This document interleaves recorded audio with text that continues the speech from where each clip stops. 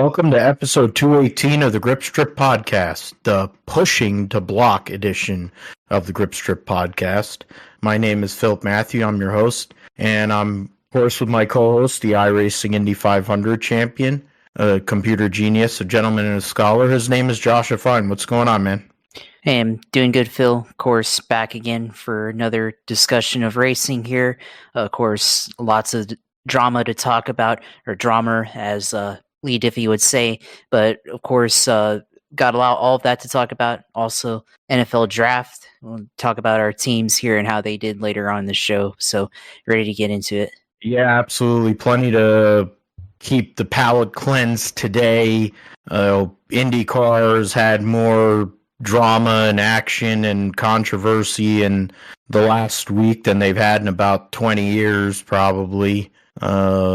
Going back to when Alonso Jr. got DQ'd in 1995. So that's going back 30 years, really. When the split was in the process of happening, too. Shows how long it was. And it was the same team, of course, with Team Penske. We're definitely going to talk about that. We're going to also talk about how Scotty McLaughlin and the Thirsty Threes dominated from pole to win, even though Georgina fell off the bridge. Supposedly Luca Ghiotto mowed down one of her hands on debut. Pietro Fittipaldi's god-awful day almost involved Georgina falling into his lap, which might have been one of the greatest most hilarious things that's ever happened in the history of an IndyCar race, but instead he didn't get that pleasure. We'll talk about how Penske, after getting nailed for cheating, the god-awful stories and acting jobs by Josef Newgarden and Tim Cindric, Penske going and holding an owner's meeting in his bus, and all the other stuff that went on there at Barber. Speaking of Lee Diffie, we'll get into all that and the points. Very tight points battle heading into the month of May.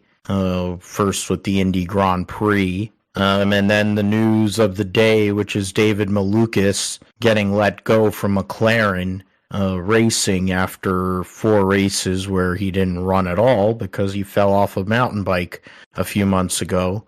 And it shows how fickle IndyCar is when you never even got into basically only had a couple of tests and in a McLaren car got hurt doing an outside activity, and they had an option in his contract to cut bait after 4 races, which is something. But then after listening to Casey Atwood on the DJD, I guess it isn't such a outrageous thing in a contract, because Casey Atwood went from having a 3-year deal to basically being cut loose by October of 2001, and knowing that he was stuck. I mean, the way they worded it, it sounded like, to me, the way all the dates worked, it would sound like October during the fall race, the EA Sports 500, the Winston 500, not the spring race, because they hadn't really done anything at all at that point. And then he starts running well. So, yeah, so David Malukas doesn't even get into a McLaren car in a competitive setting, in a race setting, and he's out of a ride. But since his dad's a multimillionaire and he used to work for Dale Coyne, and or you look at Ed Carpenter Racing, they're just 2 examples of teams that I figure would be in the market to have somebody show up with some cash that has shown ability. But we'll talk about that, what it all means. Cup and XFinity were at Dover, one of the only races on the Northeast all year, running it in freaking end of April for no explanation, for no reason whatsoever other than NASCAR's shoddy scheduling. Dennis Hamlin wins for a 3rd time in 2024, holding off his buddy Kyle Larson, and basically manipulating the air and driving out of his rear camera, then driving forward. But then it's the Gen 7 car to a T, like what all the things that are bad about it in a nutshell there. But the Xfinity race was exciting and had good racing, but then that's become the norm for the last few years anyway. Ryan Truex, not Junior, gets a second consecutive win at Dover in a Joe Gibbs Racing car over Carson Kvapil, who is only making his second start of his career, and 2 top 5 finishes or top 10 finishes. And so far, we know the kid is good. It's kind of been out there and his ability in late models and the whole thing, but he's jumped in an Xfinity car running on racetracks that he's probably only played on video games and simulators, and jumped in the real deal and has held his own with a lot of the veterans and outperformed most of his teammates.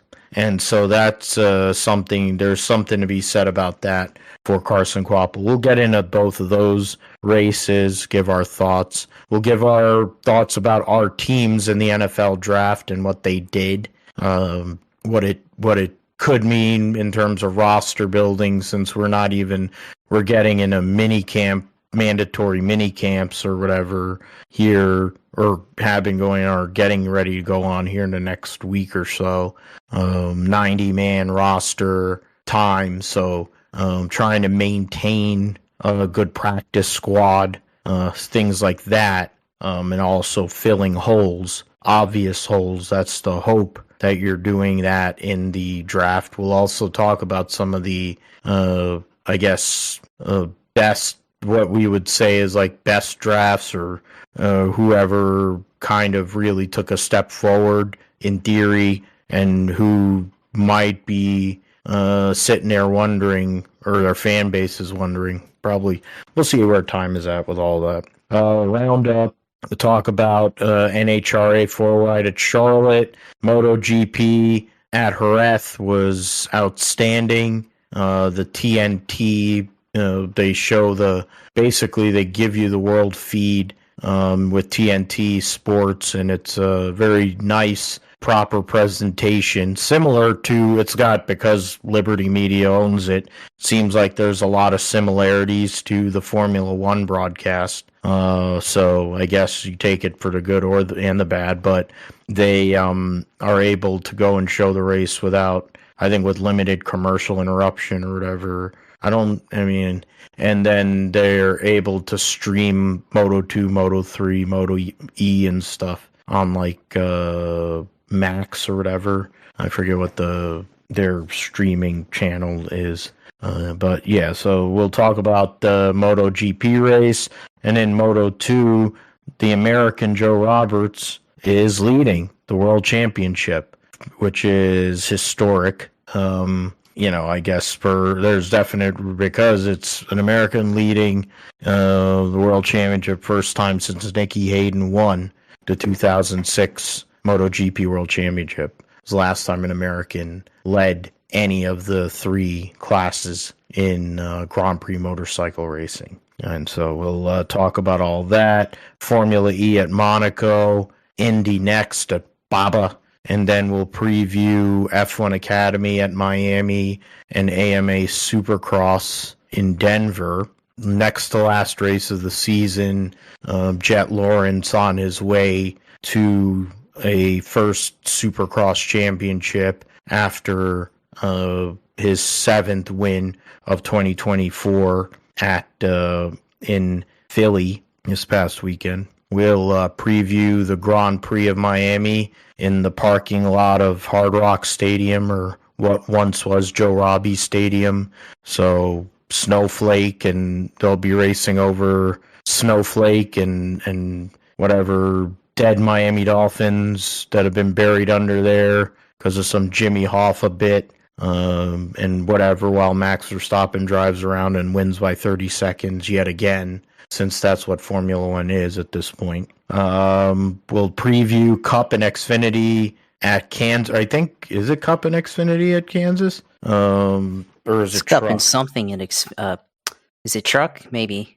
Cup and something at Kansas. Because for whatever reason, I remember them saying, so it's Cup and trucks, because they said, the next race they're going to have is Darlington. So, so Cup and trucks, we'll do that. Talk about who we're looking at in terms of people that can possibly get the win there. Josh will let us know all things going on in the world of iRacing and gaming in a sim segment, and we'll call it a day. All right, so we'll talk about the Children's of Alabama Indy Grand Prix at Barber Motorsports Park. It was Scott McLaughlin on Saturday with pole, and then he went out there and dominated the race, leading 58 of the race's 90 laps. I mean, the guy who had the second most laps led his root beer float head in a Penske affiliated car, which is crazy to think. But the results at Barber Motorsports Park, Scott McLaughlin wins by 1.31 seconds over William Power. Linus Lundqvist, the rookie for Chip Ganassi Racing, finishes third. Felix Rosenqvist continues his strong start to 2024 with his new team with a fourth place finish. Defending series champion Alex Palou is fifth. Christian Lundgaard started third but finishes sixth. Gets a huge amount of points this weekend to move himself up. Root Beer Floathead was seventh. Colton Herta eighth. Marcus Armstrong ninth, and Kyle Kirkwood rounding out the top 10. Green Rehal was 11th after starting 7th. Romain Grosjean was 12th. And then you have other guys there. Scott Dixon was 15th. Newgarden 16th. Marcus Ericsson 18th. Paddle Award was hitting everything but the lottery. Ended up 23rd. Alexander Rossi fell out with a mechanical issue, and Stingray Robb, I think, was part of where the mannequin fell off the damn bridge, so he probably came in his pants and had to park, because that's the first time he's probably seen a naked woman.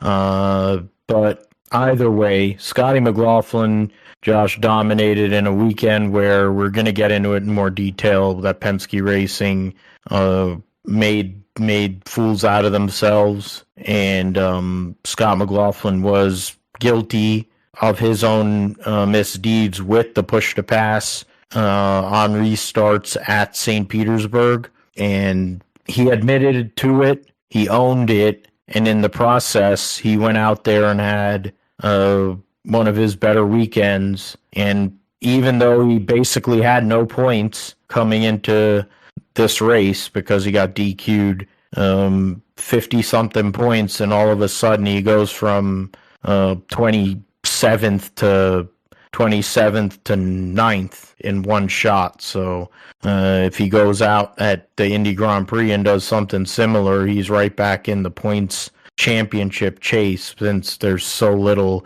They barely covered any ground so far this year, or that'll only be the fourth race of the year at that point before they go to the Indianapolis 500. But it was a bad week for Penske, if you're a fan of Penske, if you're one of the drivers of Penske. But in the end, at a track which Penske has dominated, which you could say that about almost any track that IndyCar has ever raced at, Penske gets a 1-2 finish. And Will Power looks like he's back in form as well. So could be a problem for everyone that Scotty McLaughlin gets this win early in the season and basically restarts his championship campaign, Josh.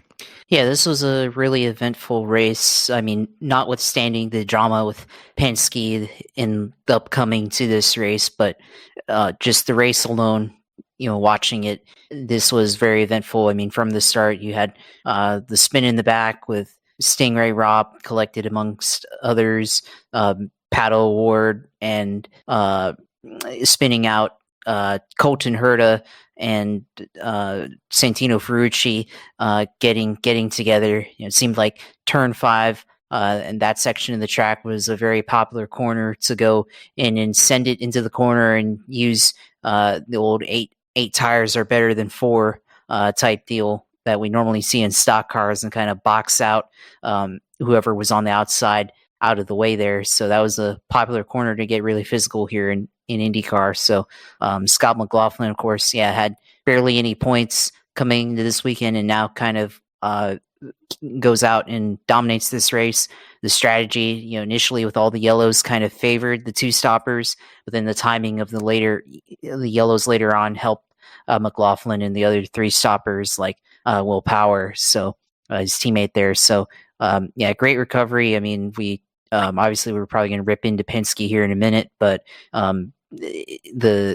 McLaughlin, at least give him credit, he owned his end of the deal, I think, and comes back out here, gets on the pole, monster lap to put on the pole. Will Power looked like to the very end in qualifying was going to be on the pole, and then McLaughlin just put on a good lap at the very, very last second there and got the pole. And I think that was part of the advantage that he had. And then, of course, he goes and dominates this race and, goes out here and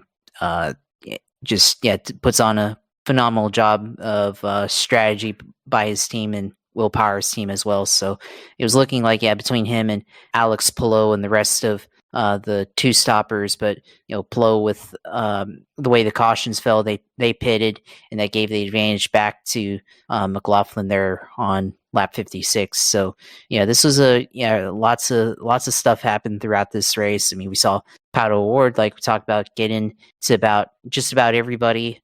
Took out his own teammate there at the end. Got into other guys, Pietro Fittipaldi, and somehow he still has a win in this series. So you had that. And then, of course, like we talked about earlier, I mean, one of the cautions basically for the mannequin falling over. I mean, what an incredible caution to have, and definitely flipped the strategy for a bunch of guys here in this race. So,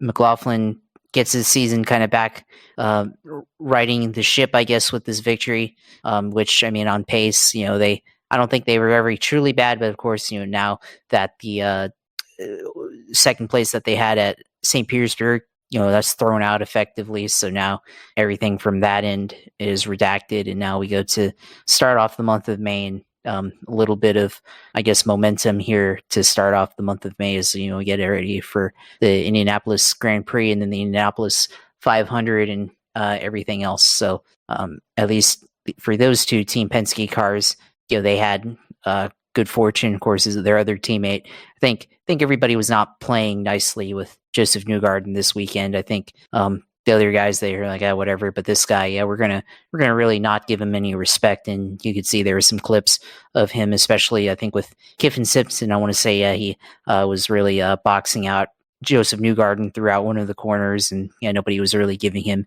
any room throughout the track. I think they knew the deal, and they were going to make it a little bit harder on him on Sunday to be able to have a good race. Despite having relatively good car in practice, they never really got to show it. They finished 16th, starting 8th. So kind of a little bit tougher hill to climb out of, considering the penalty and everything coming back from that for Newgarden in that. But I think this is definitely, I mean, we've only had 3 races to start off this season so far in IndyCar, not counting thermal. But this one was definitely, I think, probably the most action-packed that we've seen so far to start off the year. Yeah, I mean, behind Scotty, it was definitely a lot of action. There was intrigue between the 2 and the 3 stoppers. You had Root Beer Floathead leading laps on a road course in an AJ Foyt car, which is absolutely insane to think about, since that hasn't happened since Obama was in office, I think. Because I doubt it happened when Orangeade was. But, in terms of the race itself and Scotty, it isn't any different than most of the races at Barber. I think the guys who start up front usually get off to a lead. Yeah, there was more cautions than usual in an IndyCar race. I think a lot of argy-bargy at turn 5 was the a major cause of it.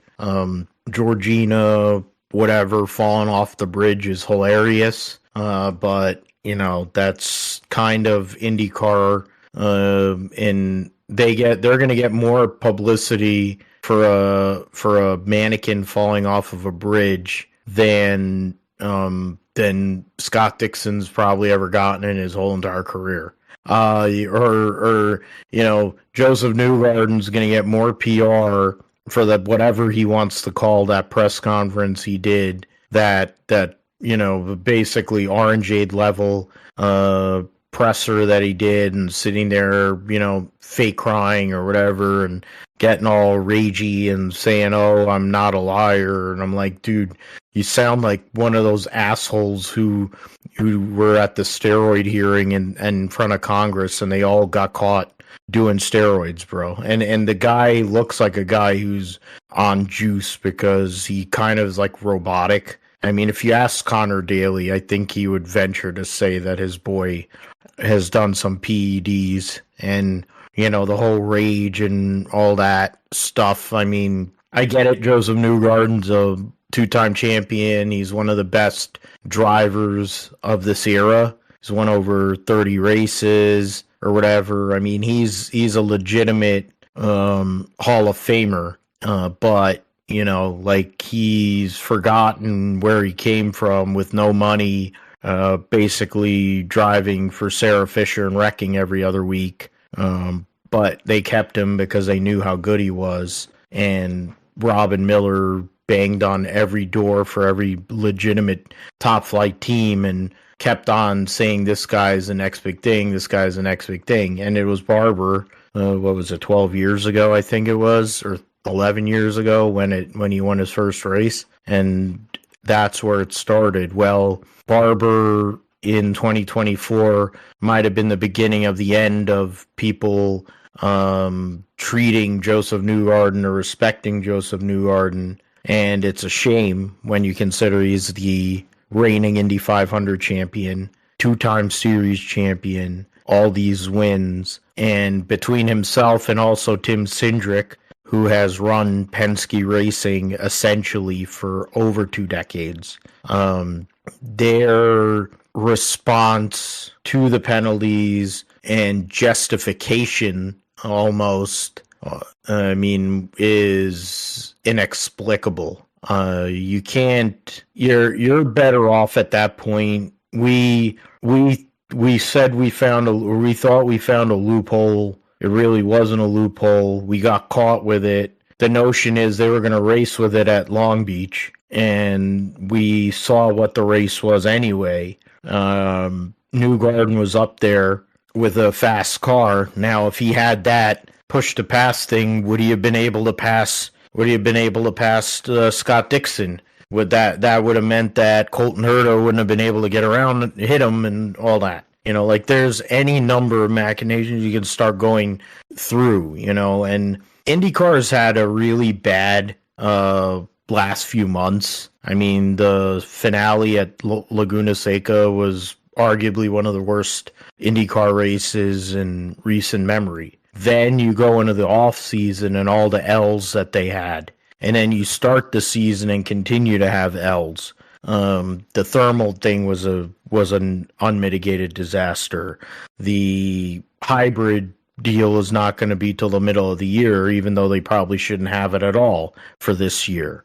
You've got a new, they've made a 2.0 of the aero screen, but now they figured out a way to make it even hotter in the car. And I'm like, are you guys out of your mind? Like, you've had this time to develop it, and you've made the cars hotter. And you have all these great engineering minds and really intelligent people there. And it's almost like IndyCar is going down a path of being like NASCAR, which we'll get into later with Dover. But, Josef Newgarden is one of the phases of IndyCar, even though PR doesn't bother to show that. Tim Cindric has been the face of Penske Racing when it isn't RP, and neither of them handled this situation well. They also bring a lot of questions to what they've been doing probably over the last year or so. Granted, they didn't win the championship last year. They were in the mix, of course. They won all the ovals. So then, they didn't have push to pass at ovals. But, you just have to wonder, Josh. I mean, Power came out basically. I think McLaughlin came out first and then Power with their responses. And McLaughlin almost was trying to stave away any kind of real rage or anger towards him based on what he did and how he did it.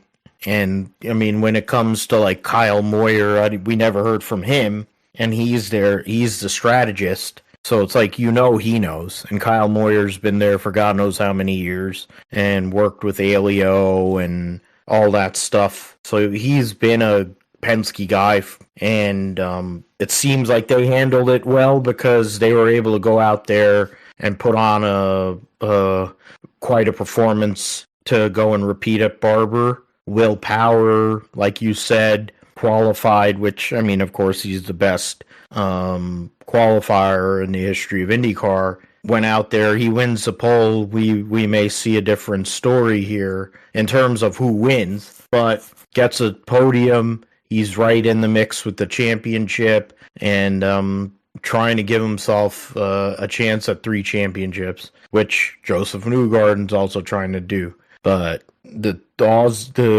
Kiwi and the Aussie handled it way better than the American, who everyone thinks is European because of how his name is spelled. But and we'll see. But what were your thoughts, Josh, before we move forward, give the points standings and move towards NASCAR? Yeah, I think for me, first Newgarden to start off. He has this image, trying to project this image of, all-American good guy, right? And he has kind of the look on the surface, but, when you look at what he's done, what he's said, he's really the villain, if you think about it.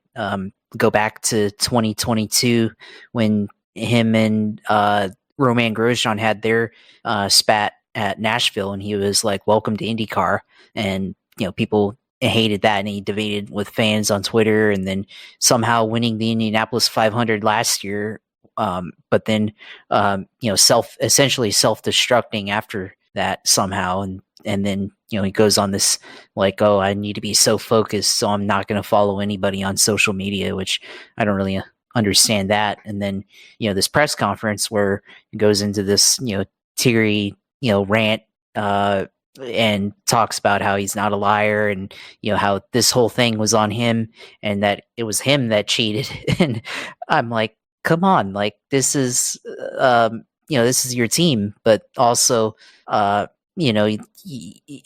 think really they told him to put out that type of press conference, and it's not a surprise that at the same time or shortly after when he did his press conference, they said that they were working on finishing up his deal to extend his contract, and sure they probably slipped in some extra cash for taking the fall there in the press conference. So that's very convenient that report also came out in a short time frame. So yeah, he went out and got all emotional and was like, yeah, take the fall.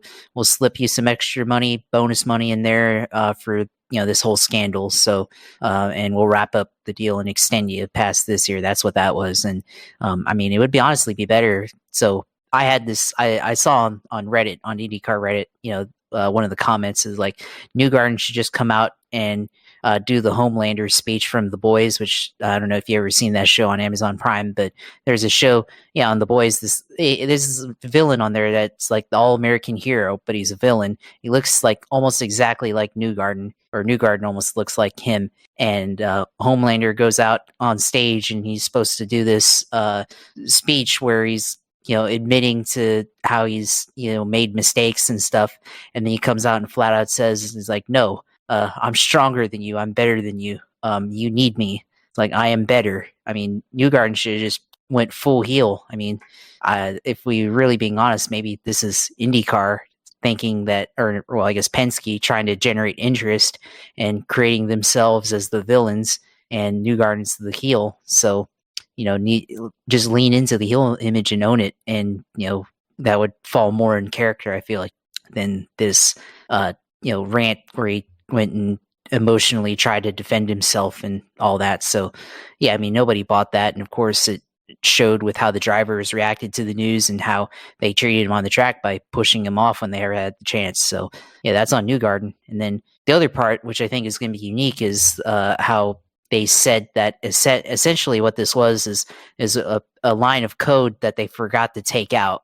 And I'm like, well, I'm a software engineer. That's my day job. And, we go on here and talk about racing. And I'm like, well, there's no way that you can go through, because, I mean, if this is a production level code, then there's no way that could be an oversight, because typically, you push code out, and when you develop code, you push it out, and there's a review process when you go out before it goes into production. And whoever is like on the team goes and reviews the code and all that. And like, if that's an oversight, then I guess it's a huge oversight, because everybody has to look at the code and approve it before it goes out and goes into production.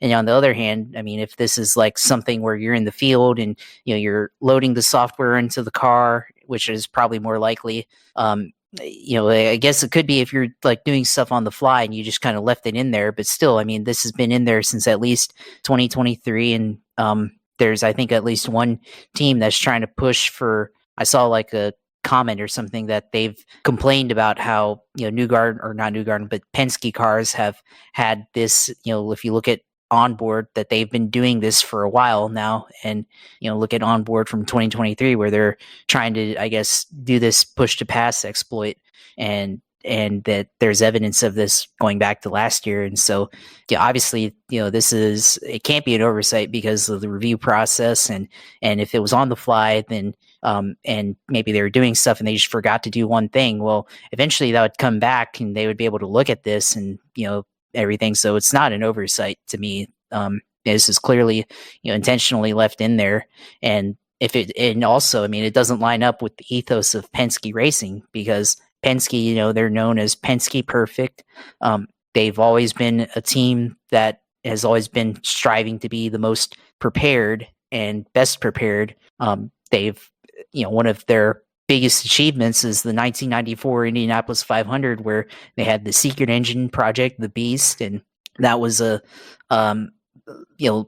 secret project that obviously they had to keep everything under wraps until they showed up to Indianapolis, and there wasn't any oversight there, and obviously they went out and won that race, and that's probably Roger Penske's magnum opus of achievements in IndyCar, which definitely shook up the sport. So for this to say like, oh, this is an oversight and we accidentally left one line of code in the ECU software, yeah, I find that really believable. So sarcasm, obviously. So yeah, I mean, I think for that, I mean, it's it just, for me, it just, I mean, in a vacuum, it could be seen as believable, or it could happen where you leave a line of code in there. But I find it, given how Penske operates and how how these things typically go, that somebody would have caught on to this at some point before St. Petersburg and said, hey, we need to change this line of code because it's illegal to have this in there for the regular IndyCar races, not counting thermals. So, which I think this is supposed to be like the thermal settings or whatever. So, yeah, so it's just their explanation, I think, just hard to believe. And I think, with how they treated Newgarden on the track, how the owners went into Penske's bus and went to go complain. Yeah, I mean, it's hard to believe that. And now you kind of go into the month of May with the stain, which, obviously some of the team goes out and fix. They went out and kind of recovered from that with McLaughlin and Power getting 1-2, of course. But now, you go into the track that you own, the race that everybody looking forward to in the Indianapolis 500 here at the end of May, but going into there with a little bit of stain on your back. So we'll see how this plays out,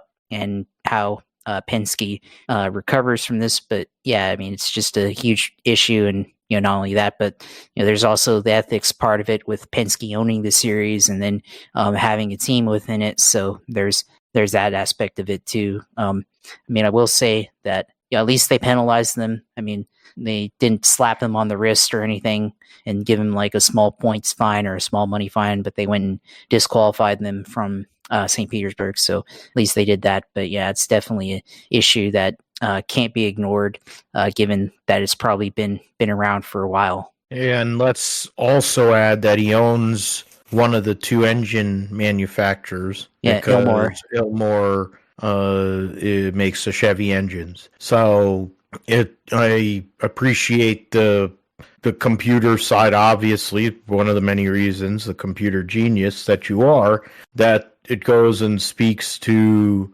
like breaking down all these different things during the weekend and what the two main people who were involved in it and benefited from it the most, in theory. To be fair, I think, like you said, it goes back further. There are teams that are getting video and basically like, yeah, they've been using it on restarts for a while. And it's like you have to start looking at every one of these guys' wins from last year. Like since this hybrid crap has been going on, in theory, and they've been directly involved with testing from the jump with the hybrid testing. So, I mean, there's a lot of red flags, and IndyCar already has enough bad juju going on leading into the month of May, and when it's the most important month of their season, really. And you're going to go and have this hanging over the Indianapolis 500 is one thing. You also add that there's been years here recently where Penske has not been fast. And in fact, a couple of years ago, 2 years ago, 3 years, something like that, you had Will Power in the last row shootout trying to back his way into the Indianapolis 500. And he had won the Indy 500 at that point. And you're talking about having to backdoor your way into it. And this is the same Penske team that year after the Beast engine had two-time IndyCar champions, two-time Indianapolis 500 champions, arguably the best team in the sport, all the great people, Marlboro, all that. You had the last two Indianapolis 500 winners in Emo and Al Jr., and the defending series champion, all these different things. And they didn't make the race. So that's where, that's what Indy is. And I mean, granted, I don't know how many cars are going to be trying to make, or going to go to try and make the show. Sounds like 36. So it isn't like there's going to be a whole lot of cars that you have to beat. But Graham Rahal's proof last year, James Hinchcliffe, et cetera, Bobby Rahal.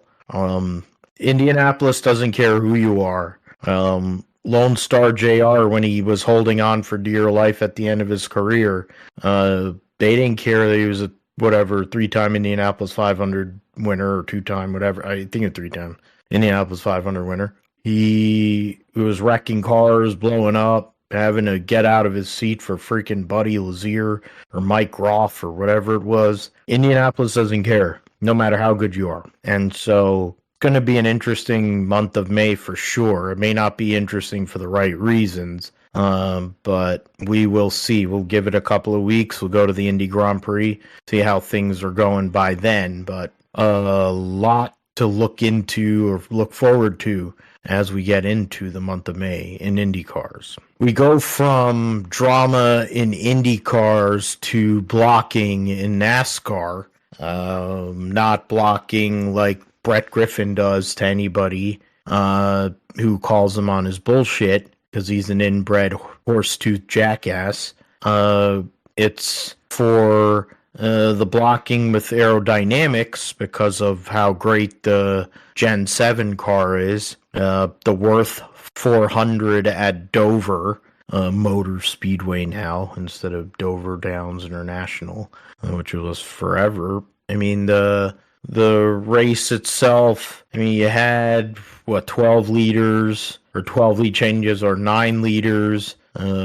Byron was up there for early in the race. Corey LaJoie was on an alternative strategy. Blaney had a car. I probably should have picked him. Martin Truex Jr. had a decent piece trying to repeat what took place the year before at Dover. Larson trying to go for another Dover win, but in the end, Dennis Hamlin gets the victory at Dover, his second of his career, holding off Kyle Larson, who started 21st, Martin Truex Jr. third, Kyle Busch from pole finished fourth, William Clyde Elliott II finished fifth, Noah Gragson started fifth but finished sixth, but was running up front most of the day anyway. Ryan Blaney started on the front row, fell back to seventh. Bowman, another person who I could have probably taken instead of who I did take in my one pool, finished eighth. Daniel Hendrick, consecutive top tens, probably for the first time in his Cup career. And Keebler Gibbs rounds out the top 10. Tyler Reddick, coming off of his win at Talladega, finishes 11th. AJ Allmendinger was up front for the vast majority of the day, ends up 13th, just behind Ross Chastain and just ahead of Josh Berry. The other two Penske cars, and Gumby Cindric and Joey Logano, 15th and 16th. Chris Buescher, last car on the lead lap, 17 cars on the lead lap. And then Corey Heim, who ended up making his Cup Series debut for Eric Jones, since Eric Jones got hurt at Talladega when he slammed into the fence at an angle, which had a fracture in his back, so he has to rest, can't drive. And I mean, probably if you're going to talk about a racetrack that probably is the worst racetrack to go to if you have a back injury, Dover is probably up there. And Corey Heim went out there. He was a fill-in, and then also Dave Ellens needed a fill-in, so they had a fill-in driver and a fill-in crew chief in the Petty SDP 43 car. So sounds like the 1980s for Richard Petty back when he stopped being competitive. But for a first time in a Cup car, Corey Heim did all right. I mean, he was over there with other guys who were rookies. He beat some guys that have been at it a while, including the guy who's won more races at Dover than anybody. The farcical limited schedule of Jimmy Johnson, showing that the Gen 7 car does not suit his style, unless it was the Garage 56 Gen 7 car. This car has definitely not fit Jimmy at all, and continues to be the case, because he comes to Dover and is completely ordinary. You had Brad Keselowski, he's a former winner there.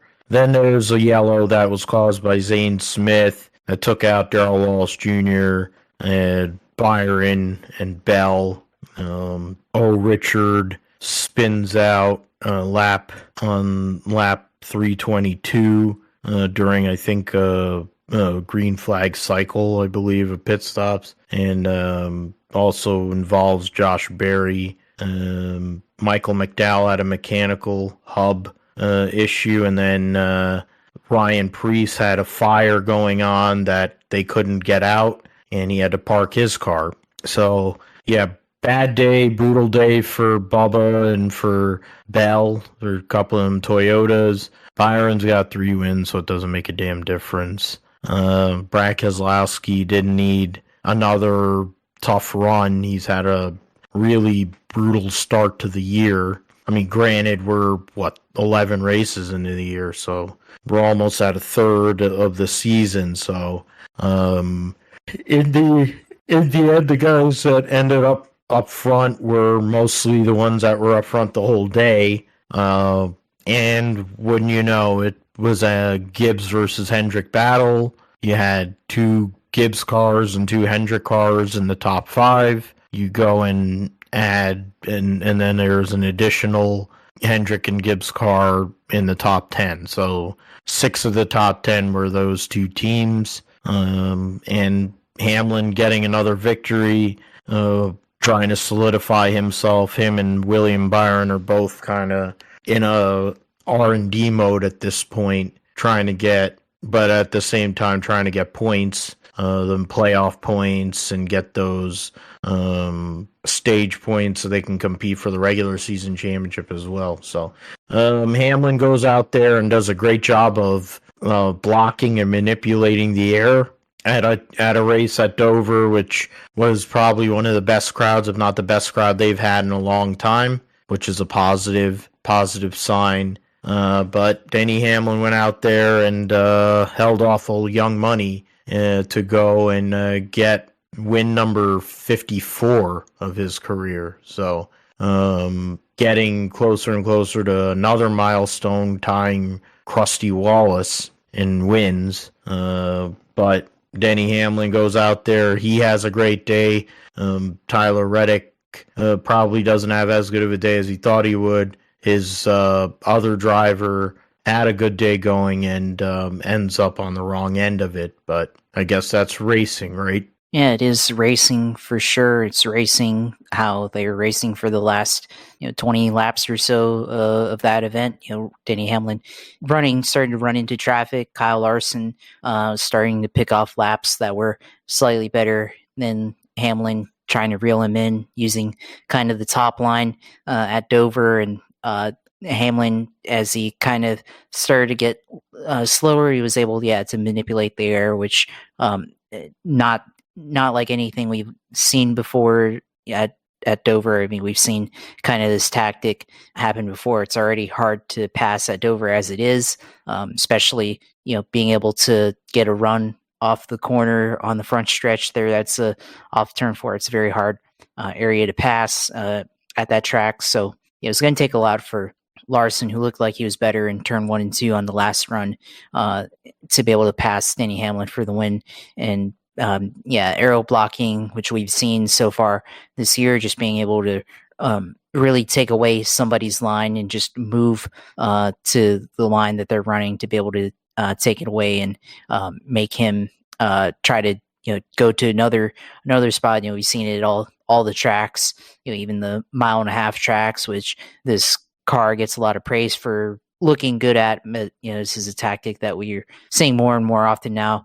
Of course, a lot of people saying, well, we need to take away the rear view cameras and, we need to take away SMT data and stuff. And I think it's just a natural evolution of how the car is right now. I mean, we've always kind of had this deal, going back to many years ago. Of course, people pointing out that, well, they were taking lines away, aero blocking back in 2012, and kind of became a thing with how we saw Joey Logano block Kevin Harvick in 2020, I think, for the Kansas race there for the title, I think. And that's kind of where we saw it really come into use. And then, now we've seen it elsewhere. So, and we've seen it all over the place. So it's not a new thing. It's just more pronounced now with the lack of power in this car, and the how the lap times are very, very similar here, with the lack of difference in lap speed that we see on a lap-to-lap basis with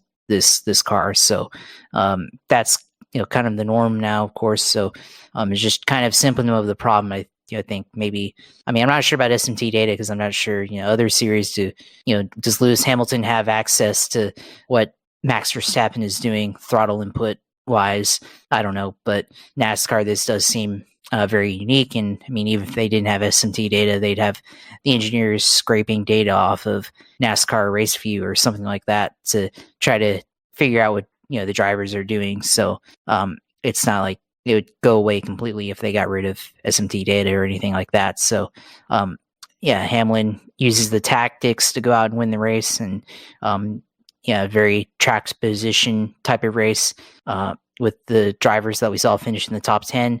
Of course, Neil Gregson finishing top 10, very track position like. Daniel Hendrick getting a top 10 out of that, very track position like. AJ Allmendinger getting top 15 track position. Cindric, top 15. Josh Berry, top 15 track position. So guys that kind of run mid-pack normally. I mean, that's still kind of mid-pack, but it's certainly closer to, the top 10 than what they normally run. So, yeah, very track position like type race. So not surprising when you get a good pit stop, get a good stage, you end up finishing very high. And I mean, Corey LaJoie, led 33 laps there. So he obviously benefited from track position, certainly during one of the stages. So during stage 2 there. So that's very, very interesting there to see kind of different drivers taking the lead, but at least they get time up front, or better time closer towards the front, especially teams like Daniel Hemrick and the colleague team that they don't really run that well normally, and kind of an afterthought, honestly, but they got a top 10, so that's a win for that team. And Noah Gragson certainly running better than what he has had in recent weeks, and starting to climb closer into the top 20 for him. So in 21st in the standings right now. So kind of beginning to recover finally after that penalty that they had at the beginning of the year that put them down at the end of the standings. So good for that team, I guess. And I guess Stewart-Haas sort of as a whole, they're not quite on full cylinders yet with all their cars, but we've seen Chase Briscoe. I know you complained about it in the pre-show, but of course, for the most part, they've had at least one car that's kind of ran well on a given weekend here, and Gragson kind of leading the charge this week there, and Josh Berry having a better run than what he normally has. So at least some of the teams are doing well, but not quite all the way there yet. Of course, Ryan Preece finishing last after I guess the car caught on fire at some point, so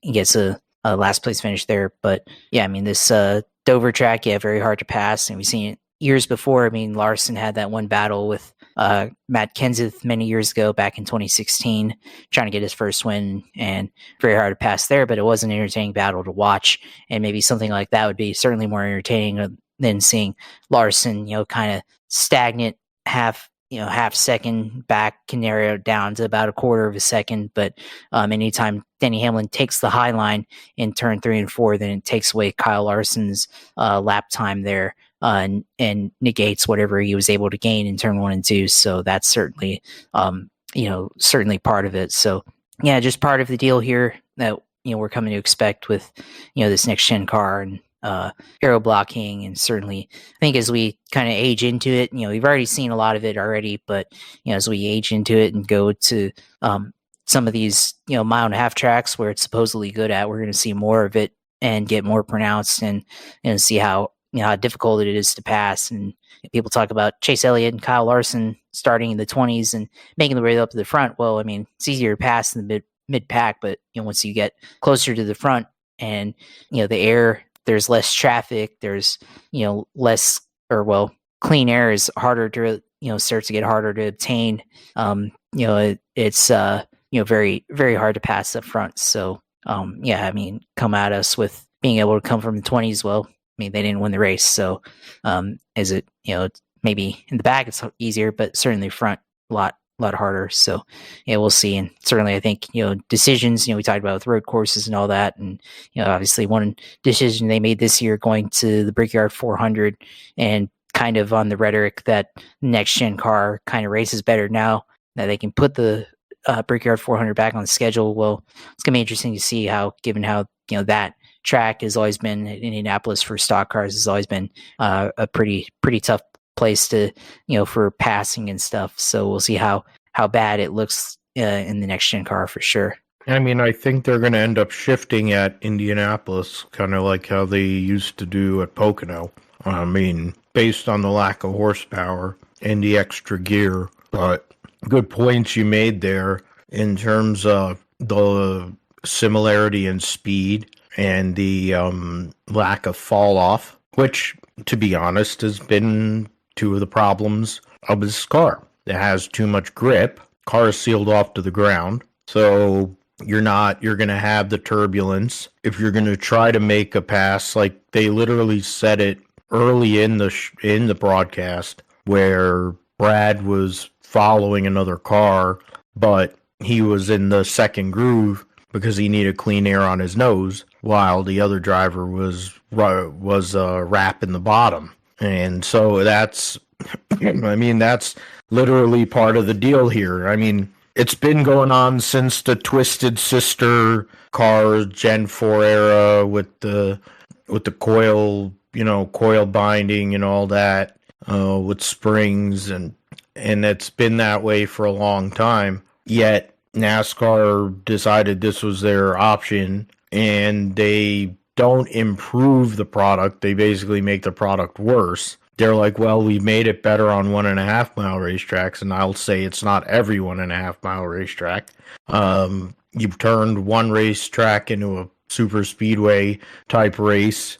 Yeah, Texas, which was not compelling at all. And I mean, they're going to go to Kansas, which, because it's worn out, it generally puts on a better show, but it doesn't deserve 2 dates. And then, there's really, I mean, I don't know how we can go, how they're going to keep on going forward with this and keep on saying what they're saying when you have basically the other side of the table basically saying, well, we can do X, Y, and Z, make those changes, and it would be better. The charter agreement and all that, I think, basically is going to have to expire, or they're going to have, in the process of writing the new charter agreement, they're going to have to talk about how to make this car better, because the people that they have making these parts don't seem to know, and it's not acceptable. Because the product, you're getting away from what makes stock car racing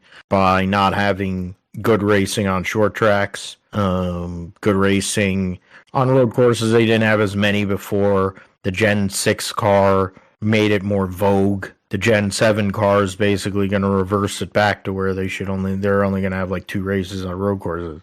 But I think that box has been opened up because Jim France, it's a Jim France gimmick, this car. Jim France loves road racing because he's the IMSA guy. That's why NASCAR spends so much time at these road courses with an overrated GT3 car. So we'll see what happens with that. We're going to Kansas this week. Hopefully a much better show. On the flip side of that, the Xfinity Series race was actually interesting. Was worthwhile. The Bet Rivers 200 at Dover, saw Ryan Truex get his second consecutive win at Dover. Carson Kvapil going and leading late, getting a second place finish. Sam Mayer third. Sheldon Creed fourth, had a chance there to possibly get his first win. Cole Custer won a stage and finished fifth, led 95 laps, so he led the most laps. Justin Allgaier won stage one, led 39 laps, that was second most laps led. Hank Hill finished a couple spots ahead of Allgaier. Riley Herbst 16th, probably not indicative of where he ran for a good amount of the race. Bruckshot Jones qualified on pole, finished second in stage one, and then ceased to exist. We had 10 cautions for 61 laps. You had 6 cars that fell out of the race. The race itself, you had action throughout the field, all them restarts. You had rain and having to restart the race. Jonathan Toney and Cole Custer thought they had the race won when the rain came. It ended up that they weren't. They hadn't made the right decision by staying out. Ended up having to pit, but made something of the day. Allgaier wasn't as lucky, stayed out longer, and lost out in the process. But on a day where Joe Gibbs Racing didn't have the speed and really wasn't in a position to win the race, Ryan Truex took advantage once he got up there and made the moves necessary to go and get a second consecutive win at Dover at the expense of one of the best prospects in the sport in Carson Kvapil. But I mean, one thing that we can say, they showed the list of people that had won in the 88 car, and it always reminds me of Brad Keselowski going and winning at Dover in the 88 car in 2009 during the time when Cup drivers basically ran every Xfinity race, and he had beefs going with Hamlin and Kyle Busch and others, and he was going out there and winning for JRM well before it became what it has become now. So it was interesting, that whole dynamic. But I mean, credit to Ryan Truex and that team to be able to put themselves in a position to get that win with all those late cautions. But yeah, I mean, what else do we take away from that? I mean, you had Chandler Smith was up there. He scored a couple of points. He had his family company on the car this week. But, you know, the current points leader in the Xfinity series, not his best day. But, you know, it was consolidation. He was ahead of Austin Hill in the end. So he gains points. And we can go and look at Truex and Kvapil, and we'd wish that there would be more often, but Kvapil's limited races, he's not going to run every week. And then Truex, he'll be racing at Portland, and I kind of feel like after Portland, he's not going to have any races the rest of the year. But he's gotten used to that, unfortunately, because of the ways of the world when it comes to sponsorship, Josh.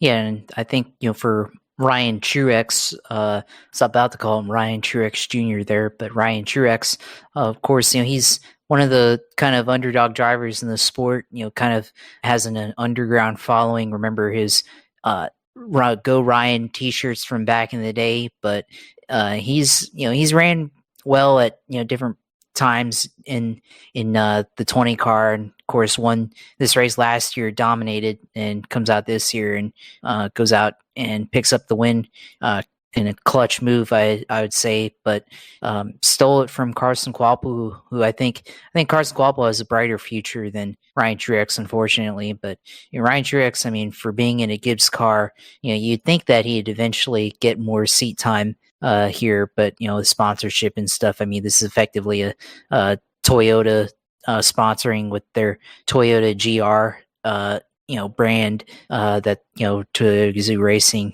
brand. So it's unfortunate you can't get more sponsorship that would, you know, cover him full time in the 20 car, because, you know, it'd probably benefit him to run Xfinity full time than it would to have, you know, John Hunter Nemechek in the majority of the races for the 20 car there. So you know, Ryan Truex, of course, like I said, kind of an underdog fan favorite. So in this series, so you know, he definitely, I thought I heard something about him saying he enjoyed this win a lot more because, you know, it came at the last minute rather than how he dominated the race last year, and you know, being able to steal the win from one of the, you know, rising talents in the sport, and Carson Kvapil, who certainly had a shot there, but, you know, beat him on the final restart there and was able to hold on for the win. Of course, caution came out at the very end, so ended under caution, but Truex had already cleared him by that point and was well on his way to winning anyways, so wins the race. But I mean, what a run for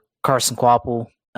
Only a second start and had an opportunity to win, just didn't get a good enough restart, wasn't able to hold off Ryan Truex there. But yeah, good run for him. You know, we'll probably see him more often here later in the year in the Xfinity series, as he gets more opportunities in sponsorship with Dale Jr. there. So good run for him. And, you know, I think another guy talk about it had a good run, Kyle Weatherman in the 91, finishing in 8th place there, first top 10 of the year for him in the 91 with Mario Gosselin. So good win for him. And how about Anthony Alfredo winning the Dash for Cash there, and the number 5 for Arrow Motorsports. So, you know, a couple of underdog guys, you know, having good runs today or on Saturday, and giving a chance in the spotlight that they normally don't have there. So, you Anthony, of course, talked about how they have a small team, only 13 employees, and that $100,000 Dash for Cash prize,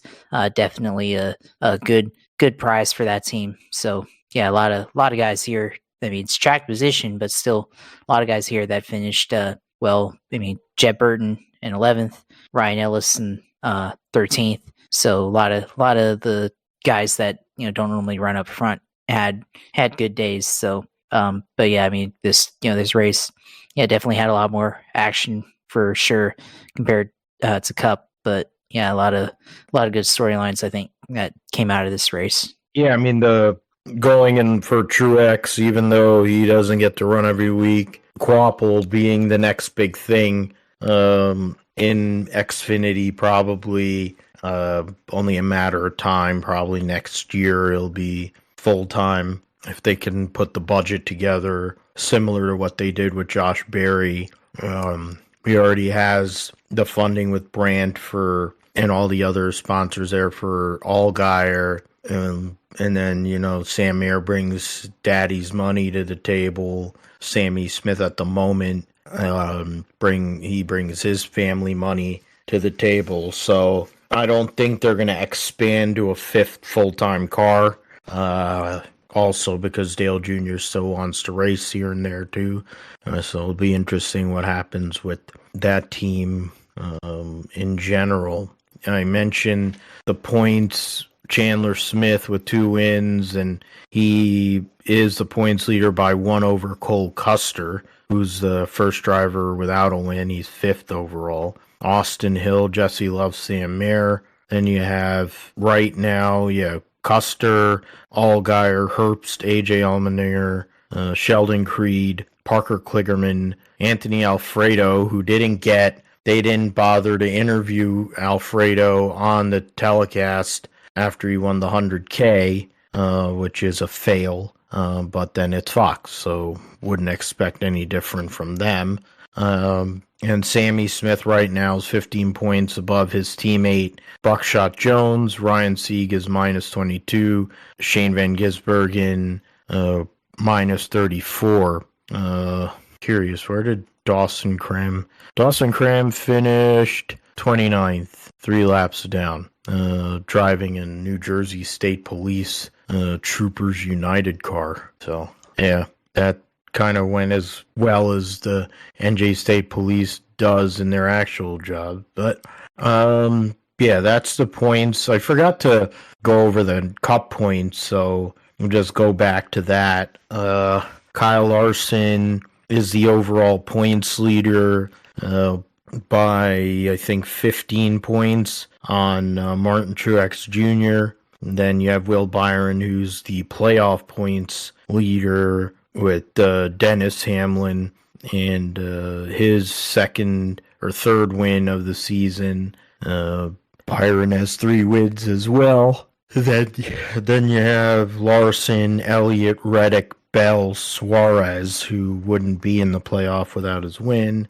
Truex or Blaney, Gibbs rounds out the top 10, Chastain, Bowman, Bubba Wallace, Chase Briscoe, Brad Keselowski, and Joey Logano rounding out the 16. Alrighty, so we're going to go and move on, and we'll move on to the NFL draft. So I'll let you start first, Josh, in regards to your Jacksonville Jaguars. They were able to make their moves, for some players. They've been active in free agency as well. So where do you see the roster, or how do you feel about this roster heading into the mini camps and trying to fill out what is eventually going to be the 56-man roster come early September? Well, I mean, the first round pick there in Brian Thomas Jr., and that's a excellent pick to start off the class. Of course, Jacksonville with the roster construction last year, with how they had a bunch of number 2 receivers, and as guys that could win their routes, like Calvin Ridley, who they had, and they were trying to re-sign Calvin Ridley, but they were unable to. They got outbidded by their rival in the Tennessee Titans, and they need a replacement for him. And a lot of people talked about potentially a trade with Brandon Ayuk in the San Francisco 49ers, but they decided to go ahead and draft Brian Timmons Jr. from LSU, who looks like he's going to be a solid receiver. And he's got he's had some good catch highlights, going up, grabbing the ball out of the air. Good footwork, I think. Release could be better, but he's got good speed. I think 4.33, 40-yard dash speed. So big receiver for Trevor Lawrence. And along with Gabe Davis on the outside, Christian Kirk in the slot. This is going to be a really interesting looking offense for the Jaguars, and certainly going to hopefully make them one of the better receiving teams in the NFL, and hopefully unlock, especially with Brian Thomas's speed, unlock some of the more vertical aspects of Trevor Lawrence's game that we saw at Clemson here. So, I think the first pick, of course, as far as the skill positions go, I think this is definitely doubling down on Trevor Lawrence and being able to give him the best weapons so that they can showcase him, as one of the better quarterbacks in the league, especially as they more than likely will extend him before the start of the regular season, and they more than likely will pay him the most money for the quarterback, as quarterback money always goes in contracts. So I think this is a great pick, and especially with how they traded down first before picking him at 23 and started the second wave of wide receivers in the first round of the draft on Thursday night. It's definitely a great pick. They had one of the better value compensations there with that draft, because they got a fourth round pick, I think, this year, fourth round pick this year, along with 2 future picks in next year's draft. This was definitely great business by Trent Baalke and company, trading with the Minnesota Vikings, trading down to 23 to pick up Brian Thomas Jr. So, great pick there, as I said. Second round, Mason Smith, defensive lineman, also from LSU. So a lot of people weren't sure about this pick. Maybe they're reaching. Definitely a traits guy. It fits the bulky profile there. Injured, of course, with the ACL, but it looks like from the people that I follow, Jaguars community online, they like this guy. So we'll see how it goes, but I think this guy has a lot of potential. So, and it's a second round pick, but they need physicality on defense. I think that was part of the tone, and on offensive line. And that was part of the tone of this draft by the front office for Jacksonville, to get a guy that was, looked like he's very physical and definitely meets a lot of the profile that they look for in alignment. So maybe a bit of a reach, but it's hard to not like this player in Mason Smith there. So that's good. Jerrion Jones, cornerback for FSU. I think he's a really good tail end of day 2 pick there, but he has a lot of potential there, as I think is a slot cornerback and maybe an outside receiver, but definitely a guy that can start day 1 on defense. Of course, FSU guy, and happy to come down to Jacksonville, and said he was a fan of Maurice Jones-Drew back in the day. So gotta like that too. One of my favorite players of all time there. So good pick there. Rest of the picks, offensive lineman, Javon Foster, Jordan Jefferson. So they picked 3 LSU guys, defensive linemen there, Jordan Jefferson. So not sure about that pick, but they got more depth for nose tackle, defensive line. So got there DeAndre Prince from Ole Miss. So depth on the outside, but somebody that they really liked. And Prince even said in his post-draft interviews, best wide receiver you played against, Brian Thomas Jr. from LSU, first round draft pick for Jacksonville. So very funny there, but that's pretty interesting. Keelan Robinson from Texas, running back. Trent Baalke picking a running back every year he's been a GM, but seems like the theory behind that pick is that they need another fast return guy, given the return rules being changed, and they likely need 2 return guys given the changes to the formation for kick returner. They picked kicker, Cam Little from Arkansas. Kicker, game that they have. They've had some instability at the kicker position, and so we'll see. If this is a good camp leg. Youngest kicker I think drafted ever in the NFL, not even 21 yet. So we'll see how that goes. But can't hate against getting a kicker in the 6th round. So good pick there. And they got an edge player, Miles Cole from Texas Tech. So looks like got a lot of defensive line depth, some offensive line depth as well. I feel like overall solid draft. I don't think there was really a lot of questionable picks outside of maybe one. So some of the rankings say that Jaguars didn't get a good draft in terms of value, but I think if you look at the players that they got and how it fits into their offense and their overall roster construction, I think certainly one of the better drafts in the league. So didn't come away like how it came away last year, and even some of the picks from the year before when 2022 they picked Devin Lloyd in the 1st round, and then in the 3rd round they go and pick another linebacker and Chad Muma. So you got 2 linebackers in the same draft with high draft picks. That was questionable.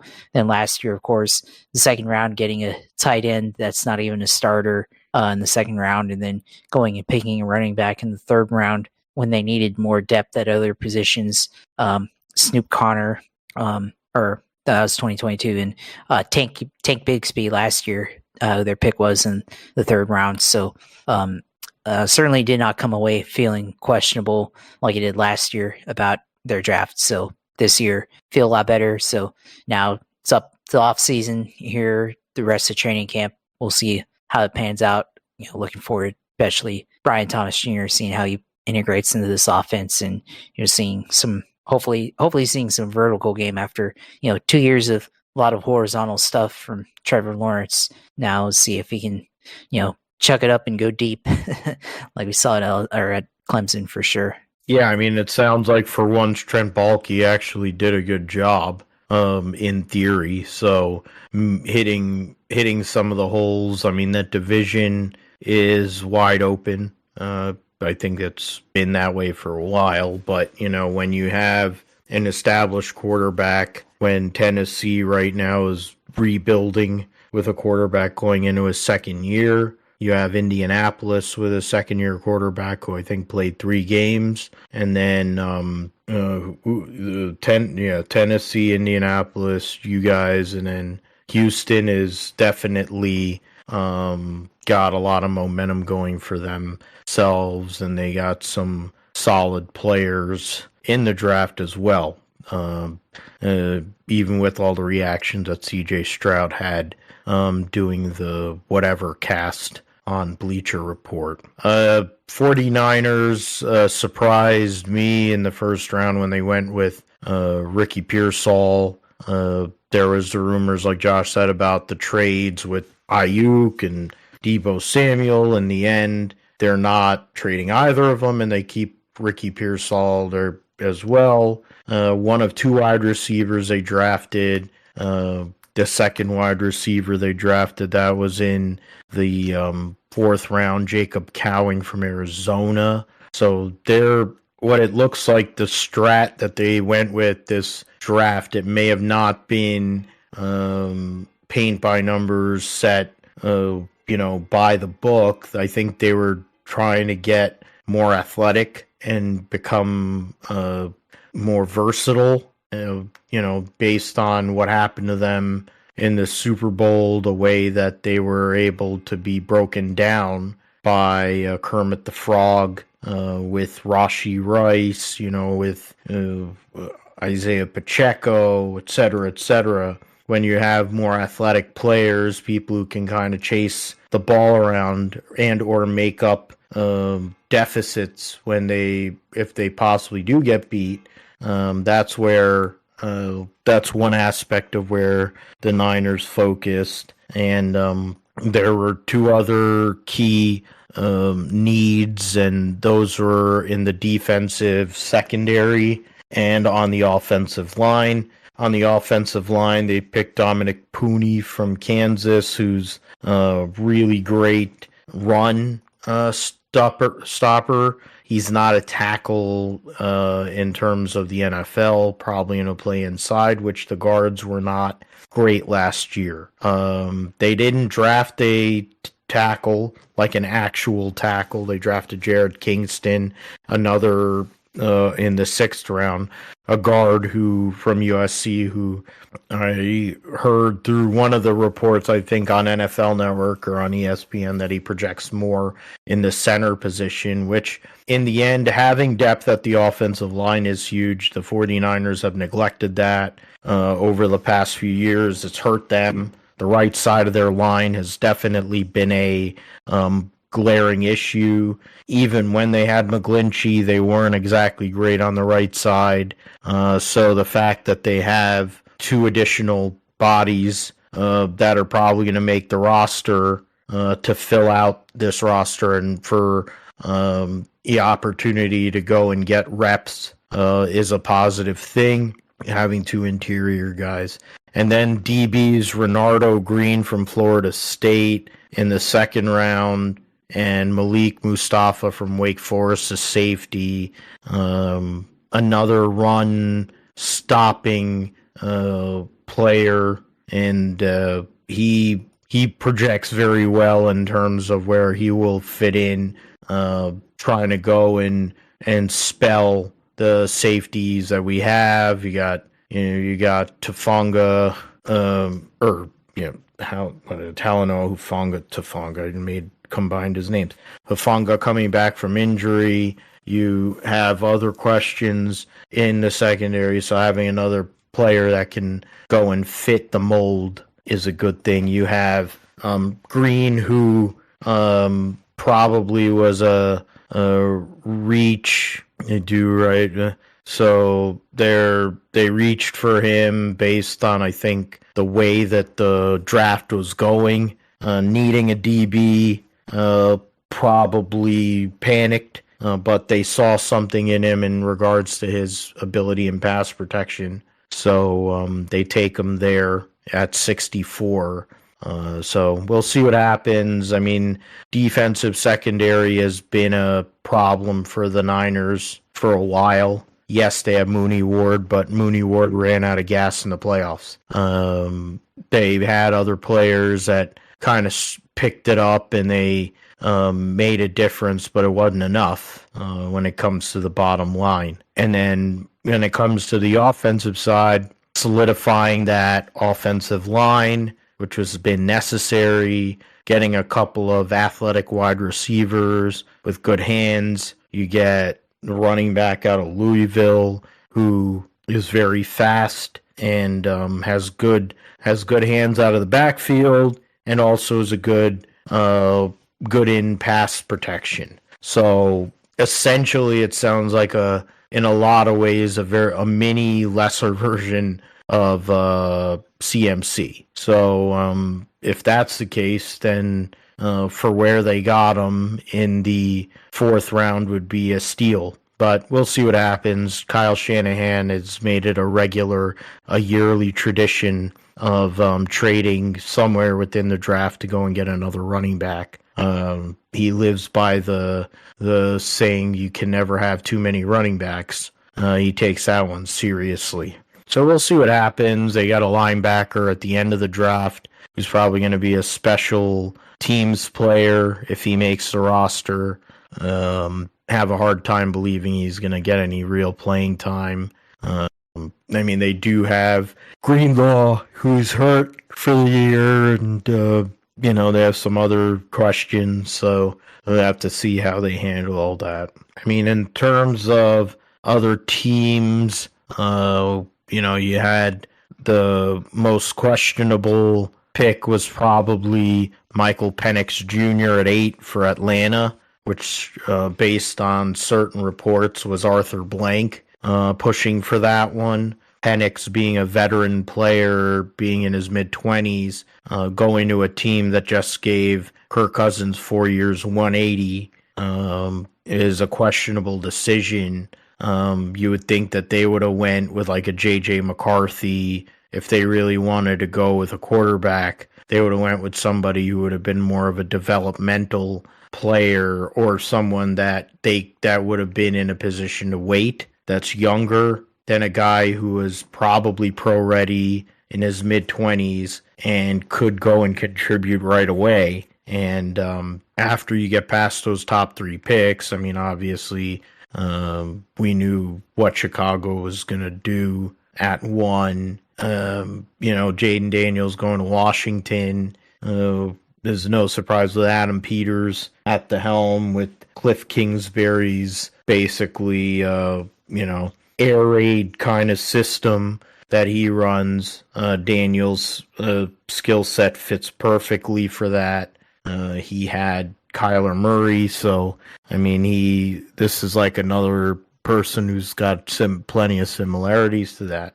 Then Drake May goes to the Patriots, so it's a high likelihood. I forget who they signed. I think they signed Jacoby Brissett back to come back there, so more than likely Jacoby Brissett starts the season in New England, but I would venture to say that Drake May is going to get in at some point.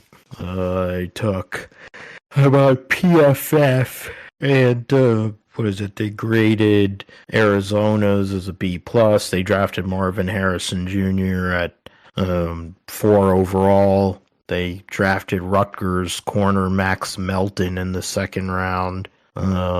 Nailed a lot of offense in the 3rd round. And then they put a lot of pieces together there. So Arizona had a lot of picks and trying to go and turn their deal around. Baltimore Ravens, of course, get an A. They always seem to do well in the draft. Got corner Nate Wiggins in the 1st round. They got a tackle, edge, wide receiver to give help to Lamar Jackson, running back for Marshall, Devin Leary, who's going to pencil in as the number 3 quarterback, more than likely there. So, Buffalo Bills, PFF gave them a B- with the Keon Coleman coming in, probably becoming their number 1 receiver.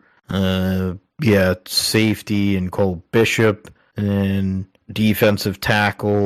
rushing defensive tackle, D. Wade Carter out of Duke. You got some offensive line. We'll see. With Buffalo, they made some weird moves. Carolina spent their first 2 picks on a wide receiver and a running back, trying to help Chase Young, and then they spent the majority of the remainder of the draft on defense to stop all those points. Chicago only had 5 picks. They picked Caleb Williams and Rome Odunze from Washington, the wide receiver. Got an offensive lineman from Yale, offensive tackle from Yale, a punter from Iowa, and an edge rusher from Kansas. Cincinnati gets a B+, trying to go and protect and build from the interior out. They draft Chris Jenkins Jr., Michigan player, the son of former Jet, and I don't know how many other teams he played for. Chris Jenkins drafted a tackle in the 1st round, got some strong players there. I don't know who that is. I mean, they drafted a tackle at 29. He drafted an edge at 56. So Denver Broncos get a grade from PFF. Bo Nix was their first pick. Likely is going to be the starter as long as he does what he needs to do leading up to the season. They have an edge in the 3rd round. I think that would be more incomplete, but Detroit, where the draft, of course, was held, they had a couple of corners. They had a safety, interior defensive lineman. Focusing a lot on the defense while going and spending a lot of money on re-upping some of their players. Green Bay B+, Houston Texans B+, no 1st round pick for them, but still did all right. Indianapolis Colts get an A+ by drafting Laitu Latu, the first defensive player drafted after 14 consecutive offensive players. They get Adonai Mitchell out of Texas, tackle in the 3rd round, center in the 4th. So, I mean, hitting all the different areas where they needed help. Jaguars got a B from PFF. Kansas City Chiefs go and get a B+ with their situation there. 7 picks. Spending a 4th on a tight end isn't too bad. The Raiders actually had a good draft. But they were picking best available player, it almost seems. Chargers and Jim Harbaugh's first draft as a head coach since his 49er days. Joe Alt out of Notre Dame, best tackle coming out of college. Lad McConkey from Georgia. And, Brendan Rice, the son of the GOAT Jerry Rice, gets picked at 225 in the 7th round. So opportunity. There was a lot of good production for Brendan Rice, and based on what scouts were saying, he should have been picked a heck of a lot higher than the 7th round, but maybe the Chargers made out like bandits. The Rams, the 2 Florida State guys, 1st and 2nd round drafting Blake Corum out of Michigan in the 3rd round, filling needs left and right with some of the retirements, including Aaron Donald. Dolphins going and drafting Chop Robinson. A couple of wide receivers in there as well. Vikings B+, they get J.J. McCarthy at 10 and Dallas Turner from Alabama at 17. Patriots. So basically they were giving really good grades to everybody. My favorite player name-wise in this draft went to the New Orleans Saints in Kool-Aid McKinstry.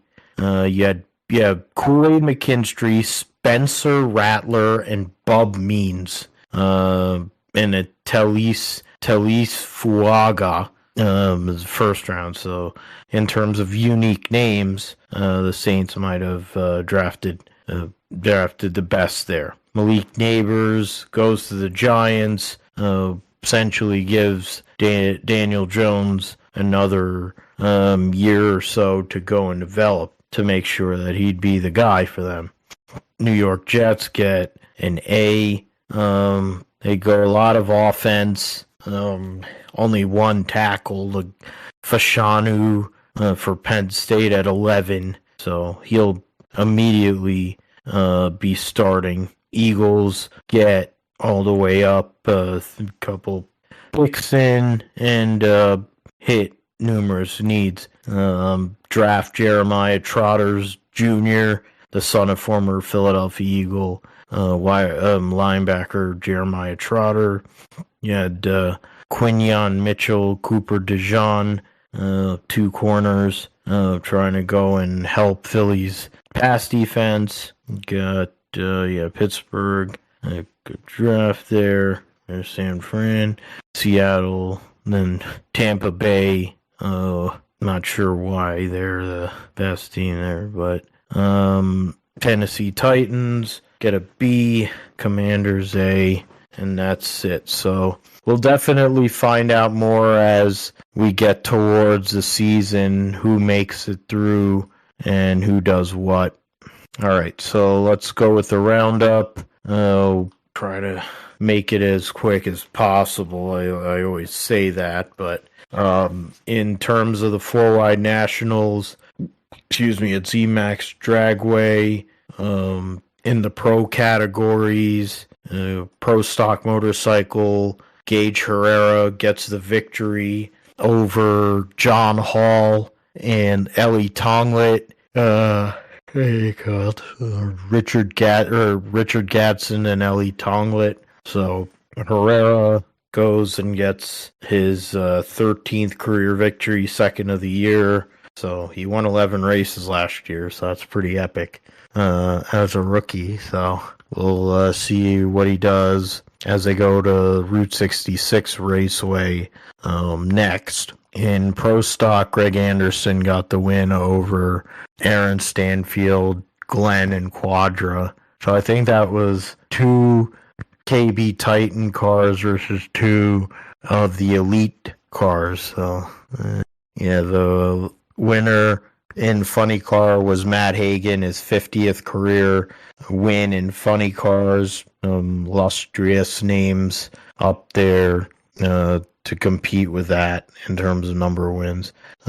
Daniel Wilkerson runner-up, J.R. Todd, John Force. And then in Top Fuel, you had Justin Ashley get the victory over Clay Milliken, Doug Coletta, and Antron Brown. The MotoGP Moto2 at Jerez was very interesting.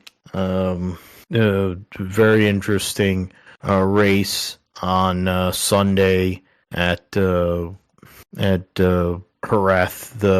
The Moto2 category, Felipe Aldeguer gets the win over Joe Roberts by 1.287 seconds. And then Manuel Gonzalez finishes third. And then you had Sergio Garcia, Albert Arenas, Ayagura, Tony Arbolino, Jeremy Alcoba, Celestino Vietti, and Somikat Chantra rounding out the top 10. MotoGP, Pecco Bagnaia by just under 0.4 of a second wins over Marc Marquez, and then Marco Bezzecchi. You had Alex Marquez finish fourth, Enea Bastianini fifth, Brad Binder, Fabio D'Antonio,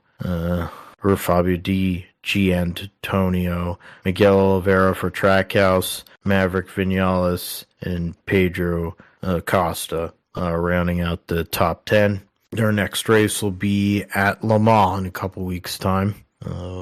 Moving to Formula E, the standings, trying to get into the race results from the Monaco E-Prix. See Mitch Evans get the victory by just under a second over his teammate Nick Cassidy had the fastest lap. Stoffel Van Dorn rounds out the podium. Jean-Eric Verne close by, trying to get that podium. Verline, Oliver Rowland, Antonio Felix da Costa, Sasha Fenestraz, Max Gunther, and Norman Nato are rounding out your top 10. The standings heading into the next round of the championship. Verline up by 7 over Nick Cassidy, 13 points over Jake Dennis, 14 over Oliver Rowland. So those are really those 4 guys are the ones that are in contention. Mitch Evans put himself back into the mix sort of with his win in Monaco to 5th in the points. So Oklahoma City goes and earns a sweep against New Orleans, so they're moving on to the second round. Move off of that. You got so there's that. So Indy next. Nolan Siegel. The race Grand Prix of Alabama this year saw Jacob Abel get the victory over Nolan Siegel, James Rowe, Kyle Collette, Louis Foster, top 5. Miles Rowe was 6th, Michael D'Orlando, Bryce Aaron, Callum Hedge, and Salvador de Alva Jr. I'm trying to see some of the other people. Yuvin Sundarmurthy, Jamie Chadwick, Lindsey Brewer. There's people that don't have any business being on the racetrack, but it is what it is. Oh, look at that. That's I'm forgetting her name now. She used to be the Colorado Avalanche sideline reporter, but either way, still looking good. Trying to move on. Yeah, so AMA Supercross in Denver, trying to go and lock up a championship there because the following race will be at the East-West Shootout in Utah for the 125s, but trying to go and figure that out. Sorry, there. The Supercross, close that. The standings heading into Denver this weekend after Lauren's got his 7th win of the year. He's 12 points ahead of Cooper Webb, and that's basically the race for the championship. Eli Tomac minus 41, Chase Sexton minus 43. Then you have Anderson, Roxon, Plessinger, Cooper, and Barsha. And then Hunter Lawrence rounding out the top 10. Let's see. So then the last thing we'll do before we move into the Formula One preview is F1 Academy.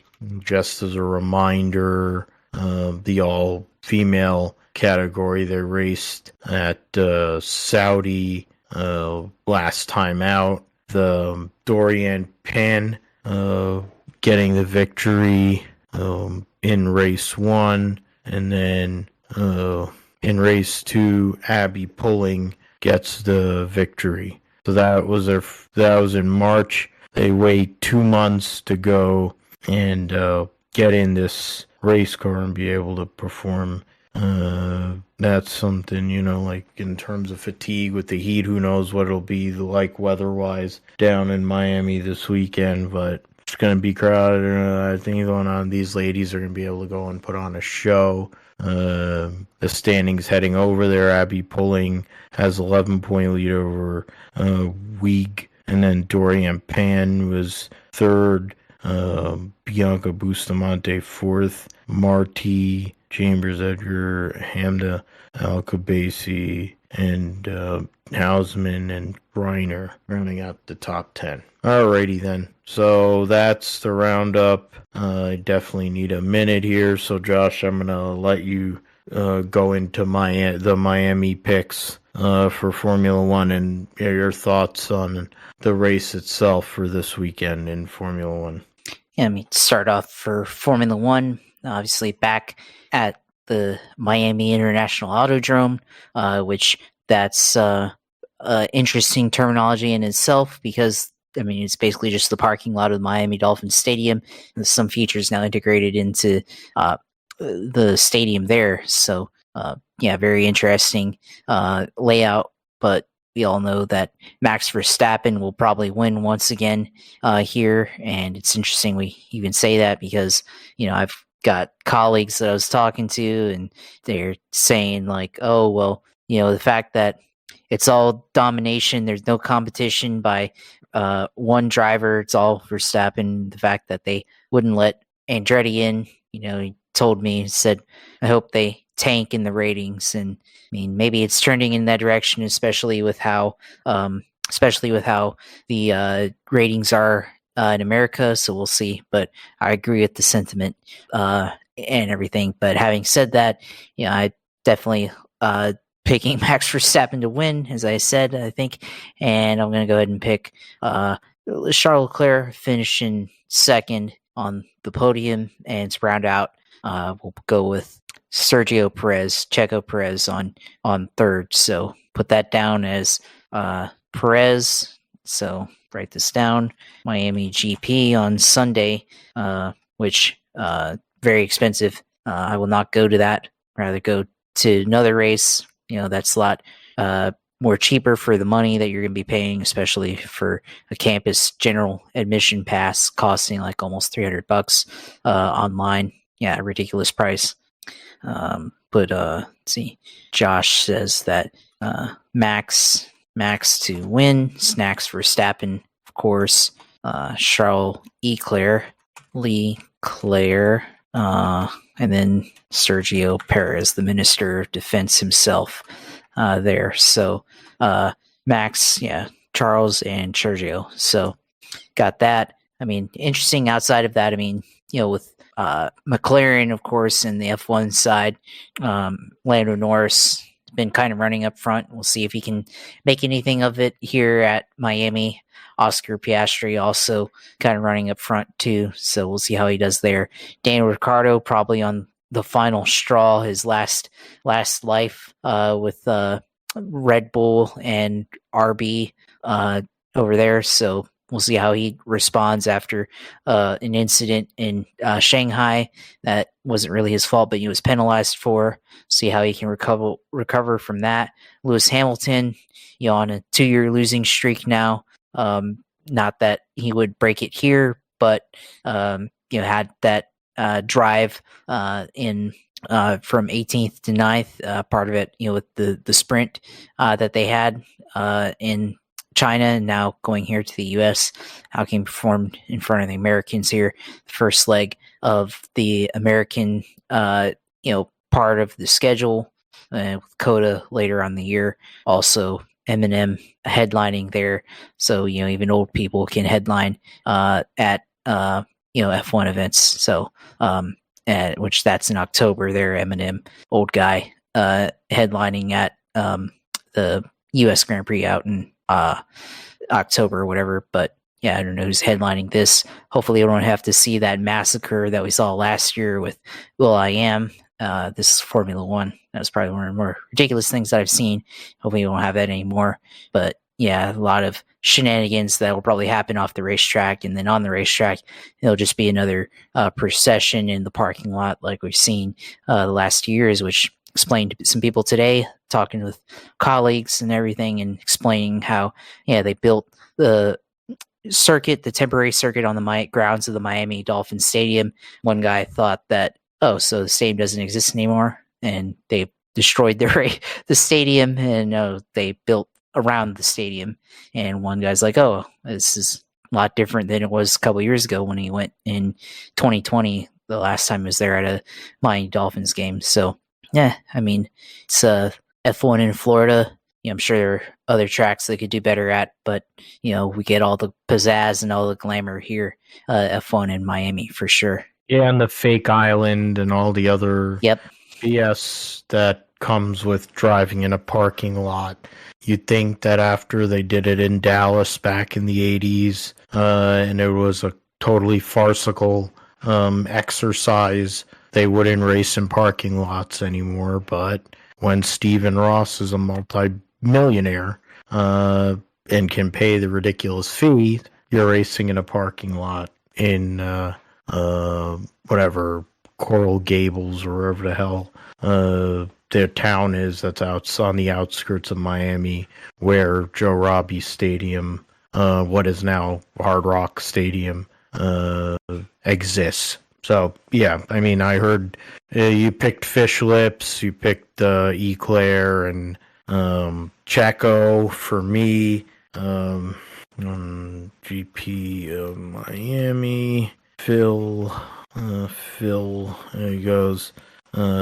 Fish Lips to win, we'll go with Signs in second, and go with Norris in third. In terms of Lewis, we'll see what Mercedes brings in terms of the upgrades. Their car is a piece of crap, but they have another sprint this weekend. With the extra time, will the Mercedes car be a little more competitive? I'll miss out on the sprint because I'll be bowling the state tournament.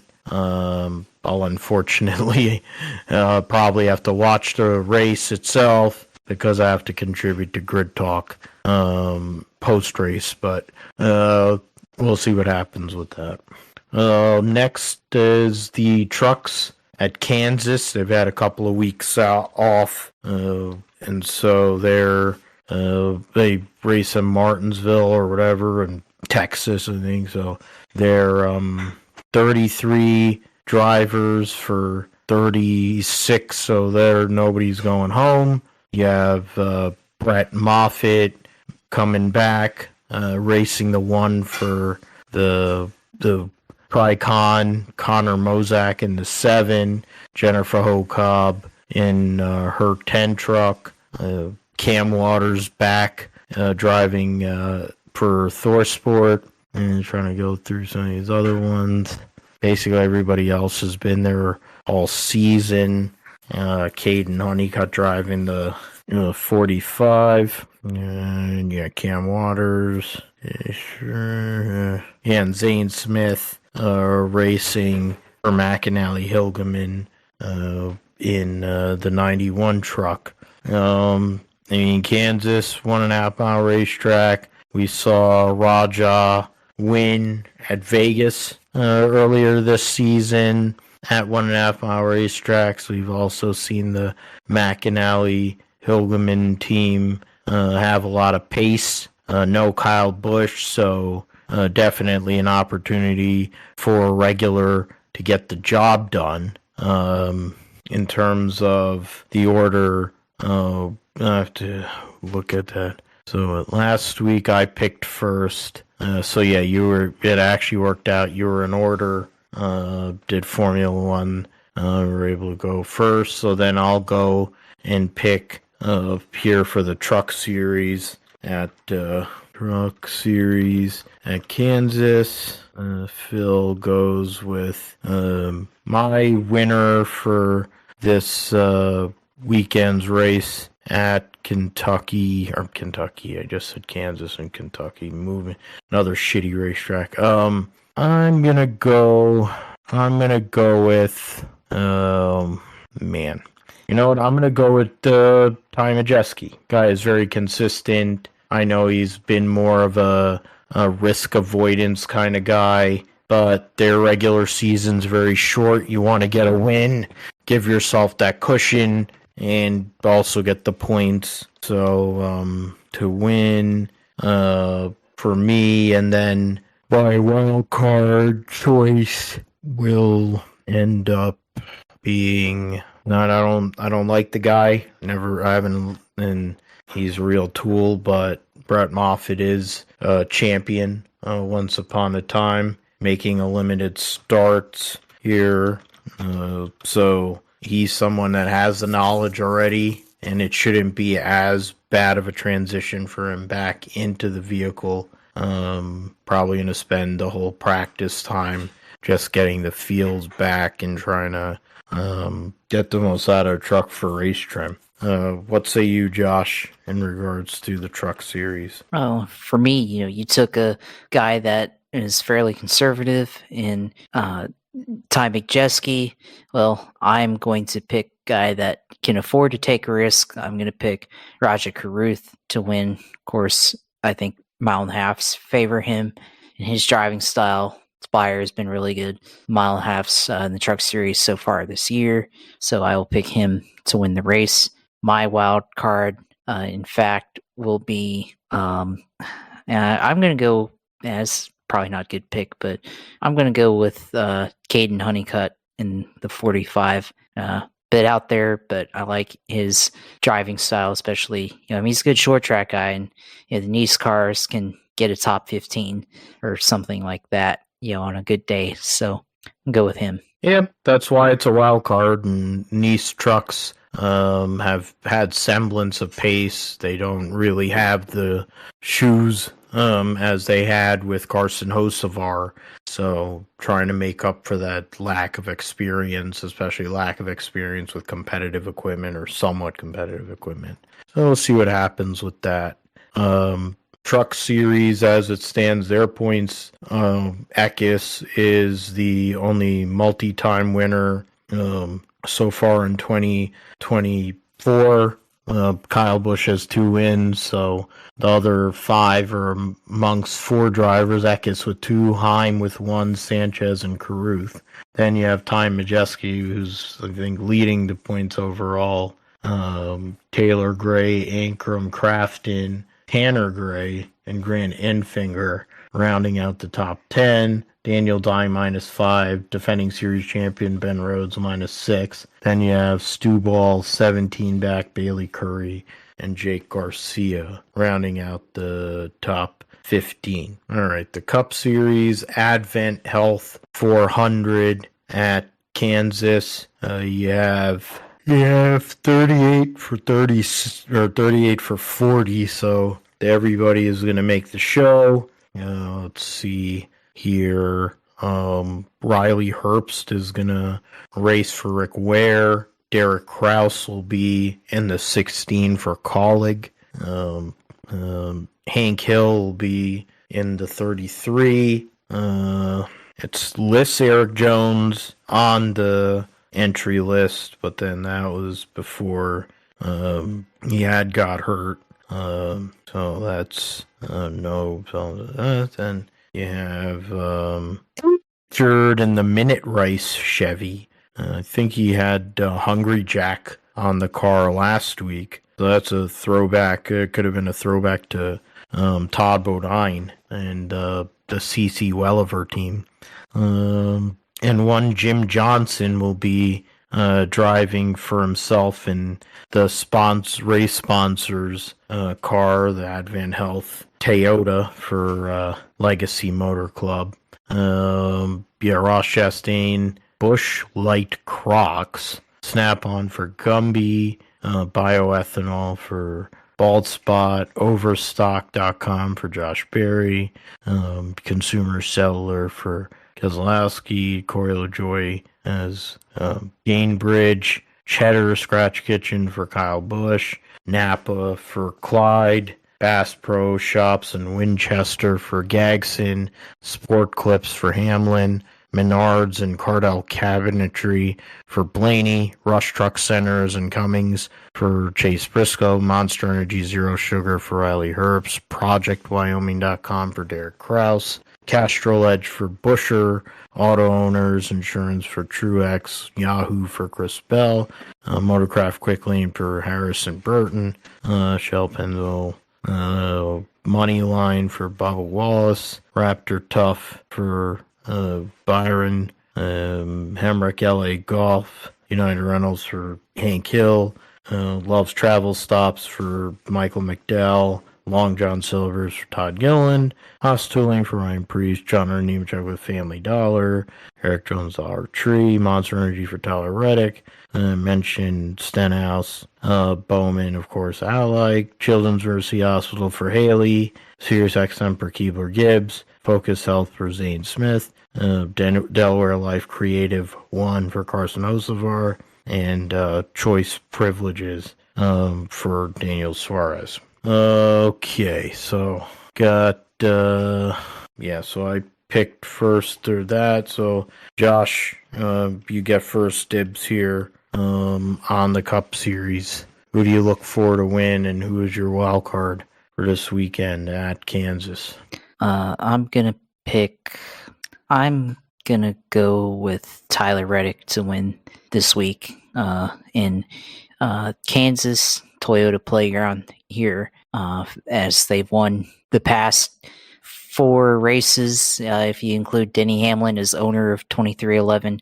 So I'm going to pick him to win. And actually, I mean, the 45 has won 3 of the last 4 if you go all the way back to Kurt Busch in 2022. So that'd make 4 out of the last 5 there if he is to go through on Sunday. But I'll pick him, and then wild card, and go with Carson Hocevar. I feel like this is a good track for him. He's definitely had some good runs here in the Truck Series over the years.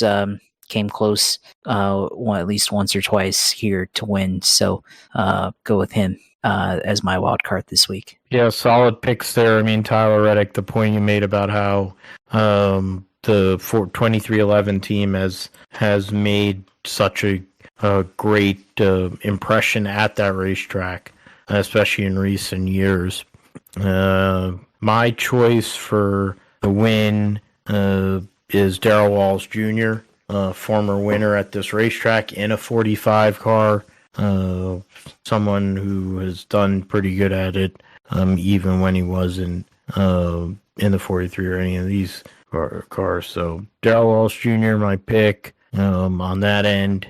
And then in terms of the points, mentioned Hocevar or Gregson, you had 35. So that's 17. So if we did, so I'm gonna do something that I probably said to myself I would never do. I go with Gagson as my wild card. He's been running well. He's got good momentum. Him and Blickensderfer seem to be doing well as a combination to race or a track that when it comes to dance, whatever,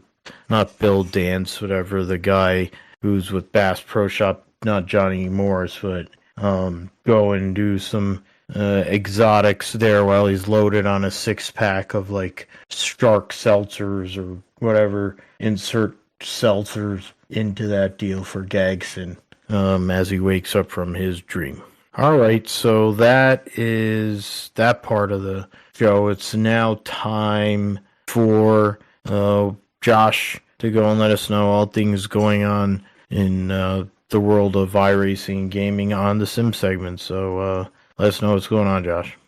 Yeah, of course. I mean, I think first I have to say the wild card pick, Noah Gragson there. I mean, you've come a long way since we made the algorithm pick back in 2022 at the Coke 0400 and the gag reaction you had to that, and now picking him as wild card. So, wow, never thought I'd see the day, but nonetheless, we're here now picking him as a wild card for you. So I've picked him several times now. You are. So let's.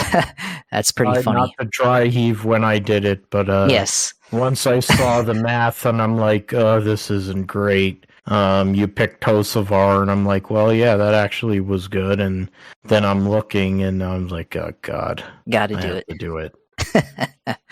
Yeah, but anyways, though the sim segment, of course, ran GT3 at Laguna Seca in the Ferrari GT3. Didn't run as well as I was wanting to. I ran into a hardware issue with one of my pedals and was only getting like 85 or 86% throttle instead of 100%, and just had to reset the driver and everything, so it was not really a big issue, but I didn't really see it until I was in practice and noticed that I was only getting that amount of throttle, 80-something%, and I was like, well, I'm not getting 100, that's why I'm losing 0.6 of a second on the front straight and everything. So got that resolved, so at least it's not a me issue. I thought I sucked for a minute, but no, it's just an issue with the pedal, which just recalibrated it really quick in the driver, and then it's getting the 100% feedback again in the game. So just minor issue there, but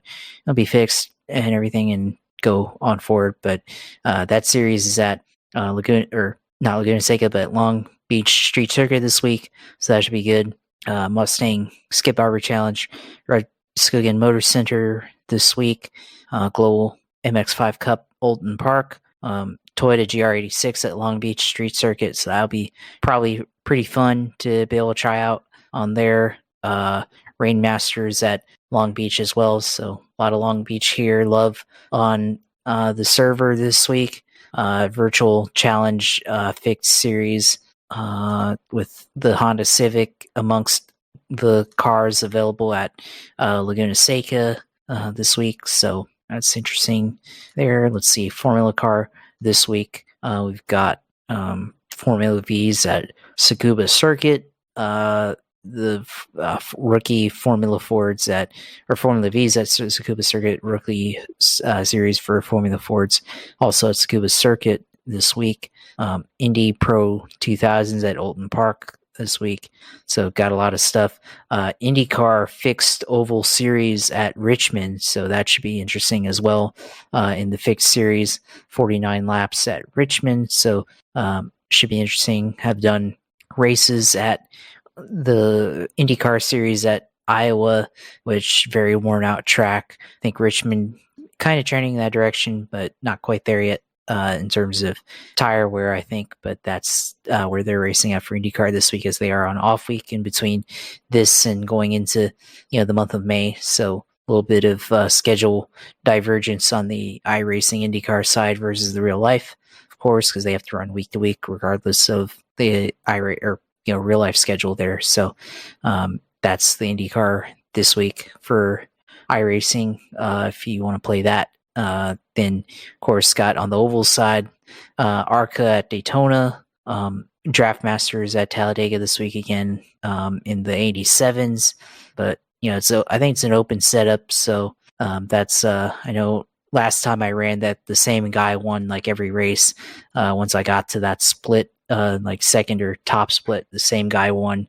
See, I don't know what setup he was running, but the same guy kept winning, so it got kind of boring there. And that was at Daytona. Then Gen 4 also at Daytona, so a little bit of love with Daytona at the old style Gen 4, the ARCA car, which is based off the old style there. So you got that. Kansas for all the series truck and Cup. Xfinity also at Kansas, despite not racing there. So got that.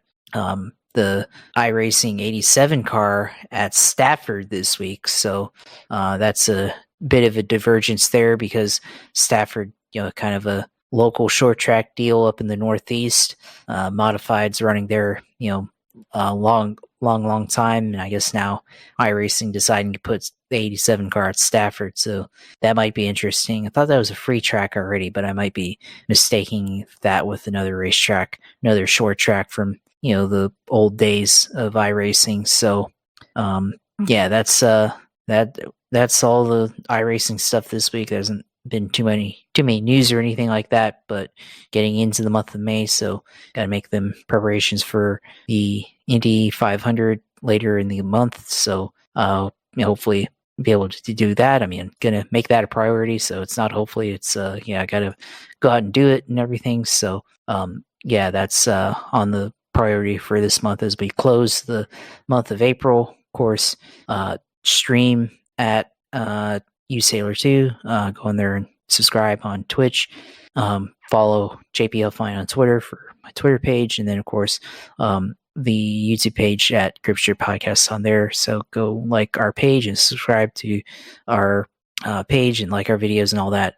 Of course, end of April 29th, it is Dale Earnhardt, what would have been Dale Earnhardt's 79th or 73rd birthday, not 79, but 73 for Dale Earnhardt. So, yeah, raise hell, praise Dale, as Dale Jr. and others often say. So, yeah, happy birthday to Dale Sr., of course. So, got to say that. Of course, historic driver and, one of the greatest of all time. So, yeah, glad to be able to talk about it with you. Glad to be able to provide the perspective this week. Of course, IndyCar drama for the first time in a long time. So at least we get to lead on with that for sure. Yeah, absolutely. I mean, there's plenty of stuff to talk about, and it's always a good thing to have that going on here on the GSP. And then being able to put on your thinking cap from work and incorporate it with the argy-bargy that's going on in Penske, Team Penske there. So that was greatly appreciated. Of course, all the hard work you do on the back end with the video side with our videos on the YouTube page, and then also, being that sidekick that, can go and fill in and do these other areas too. So I'm grateful to you as a friend and also as a teammate here and co-host. For me, you can find me PG Matthew 28 on Twitter, Philip G Matthew 28 on Instagram. Find us at philipgmatthew.com for podcast itself, the sound.